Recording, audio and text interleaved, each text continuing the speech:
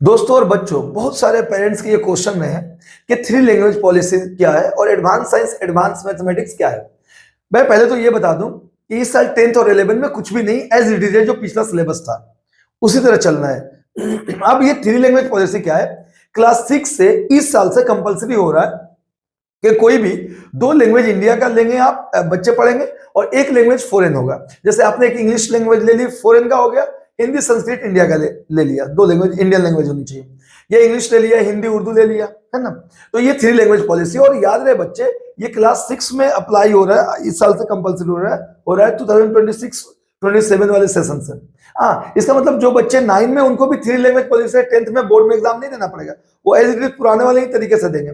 जो 8 वाले हैं उनको भी नहीं देना पड़ेगा। जो 6 वाले हैं ना, ये मूव करते हुए जब जाएंगे, इनके वक्त कंपलसरी हो जाएगी क्लास 10th में थ्री लैंग्वेज पॉलिसी। तो इसलिए क्लास 10 में तो ये है ही नहीं, इस साल भी नहीं है। जो 9th में उनको भी नहीं फेस करना है, जो 8 में उनको भी फेस नहीं करना है। हाँ, मोस्ट प्रोबेबल जो चांसेस है, हालांकि अलाउ मतलब पूरा क्लियर नहीं लिखा गया, लेकिन माना जा रहा है कि जब 6 में इस साल से कंपलसरी हो रहा है, तो यही बैच जब 10th में जाएगी तो कंपलसरी होगा। ओके, उसके बाद एडवांस साइंस मैथ का क्या कॉन्सेप्ट है भाई? आप पहले बेसिक था मैथ और स्टैंडर्ड था, अब वो हट गया।